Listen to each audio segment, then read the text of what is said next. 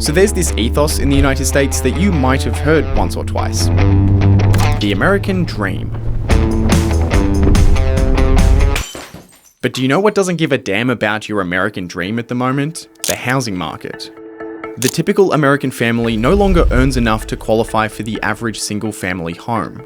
It's so bad that just 12% of consumers think now is a good time to buy.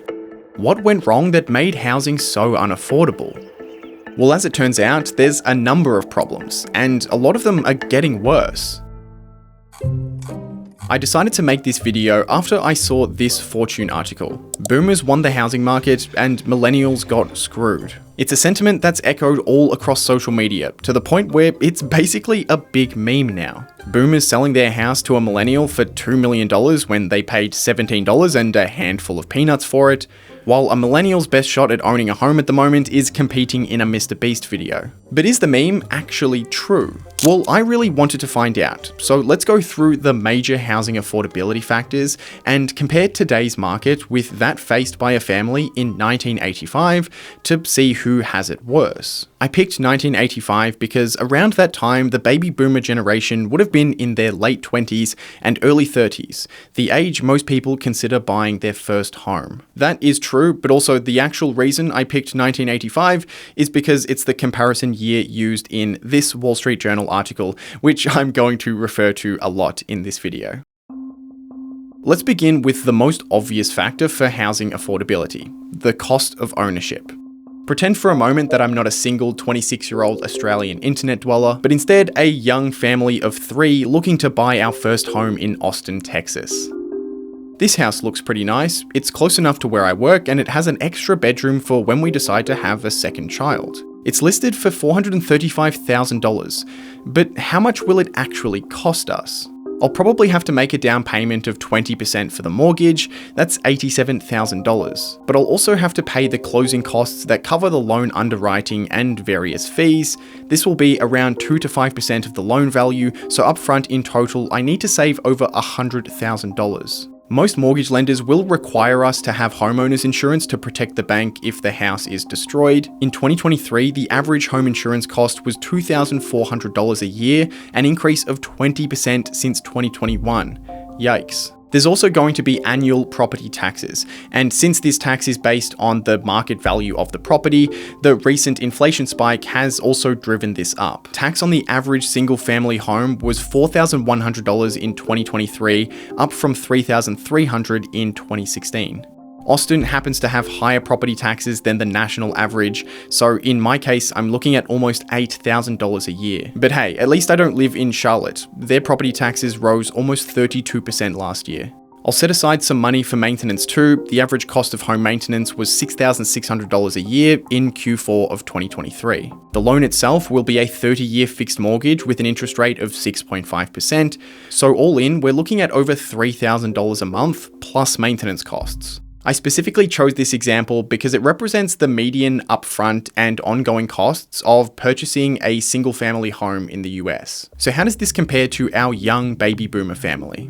Well, the median single-family home in 1985 was $75,500. I couldn't find much on 1980s homeowner insurance, but according to the BLS, since 1998, HOI has risen 143%. The effective property tax rate in 1985 was about 1.2%, higher than the 0.99% national average today. But the most significant cost difference is interest rates. A 30-year fixed-rate mortgage in 1985 had an interest rate of 12%, almost double that of today's rate.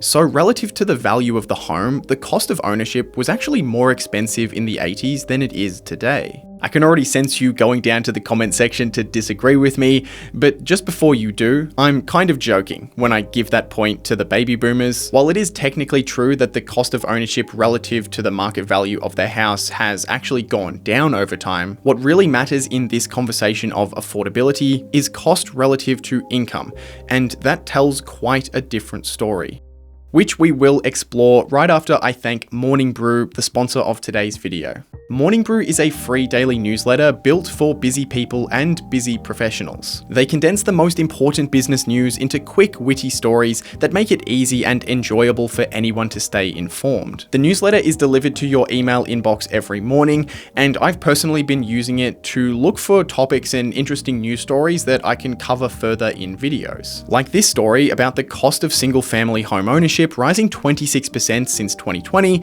which in part inspired me to make the video you're watching right now. And again, it's completely free. There's already more than 4 million professionals reading Morning Brew. It takes 10 seconds to sign up, so there's absolutely no reason not to try it. Sign up for Morning Brew today by clicking the link in the description or heading to morningbrewdaily.com/Hamish. Today's median family income in the US is $92,750, quite the increase from the $27,740 in 1985, a 234% increase to be precise. But during that time, single-family home prices rose 470%. So back in 1985, the average family was going to pay about 2.7 times their income for their home.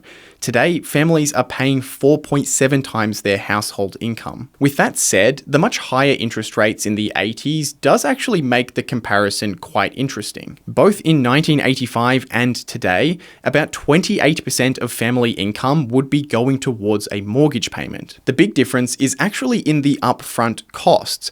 If a family was saving 10% of their income towards a deposit, in 1985, they'd have saved for a deposit in about 5.5 years. Compare that to today, and it's more than 9 years. And it's gotten really bad in the last 3 years. The National Association of Realtors Index revealed that the income required to afford the median single-family home in the US has more than doubled from $49,000 in 2021 to $110,000 this year. So today's millennial family definitely wins this round. The next area I want to look at is the various government assistance programs and first home buyers grants available to people trying to purchase their first home. On a federal level, some people can access help from the Federal Housing Administration. FHA loans are mortgages offered by an approved lender and insured by the government. The loans have lower minimum down payments and other requirements that help low-income families access the real estate market. There's also a ton of different grants available, such as the Fannie Mae program. They offer up to 3% of the purchase price as a grant to people earning under the median income in their area and buying from Fannie Mae's foreclosed properties. And then even at the state level, there's all kinds of different grants and tax credits that are available depending on which state you live in. According to the Wall Street Journal, homebuyers today benefit from a broader array of down payment assistance programs than what was available in the 80s. But lending standards have been tightened since the 2008 financial crisis. I should be giving a half point for this one. There is more government assistance today, but it doesn't come close to outweighing the increased price to income ratio. One factor that's been a major force behind the price increases has been supply. The United States has a growing population. There's about 100 million more people living there than in 1985. So there's a constant need for new homes to be built by property developers. There's a lot of hope in the US at the moment that interest rates are going to be cut in the near future. But if supply remains constrained and grows slower than the demand for properties, then even if interest rates do go down, housing could still become more unaffordable. The Wall Street Journal compared the number of new homes constructed in 2023 and 1985. Just 1.4 million units were built last year compared to 1.7 million in 1985, and manufactured homes added just 90,000 homes last year compared to 280,000 in 1985. Another way to look at housing supply is by comparing how many new households are being formed every year to the number of housing construction projects that are started. This analysis from Realtor.com shows that housing starts have not kept pace for a number of years. Since 2012, 15.6 million new households were formed, while just 9 million constructions were initiated, a 6.5 million home gap, and even after accounting for other types of housing, such as units and apartments, the gap is still 2.3 million. But possibly the most telling illustration is the comparison of the home inventory and the US population. The number of available single single-family homes has been falling for decades while the population has increased. So back in 1985, even though you would have been paying an eye-watering 12% interest rate, there was significantly more housing supply, which means as interest rates fell to 9% by 1987 and then 7% by 1993, homes became considerably more affordable, something that isn't likely to be experienced by today's buyers even if interest rates are cut. This one is definitely a point for 2024. Something that doesn't get a lot of attention in this housing affordability conversation is the types of mortgages that are available to first home buyers.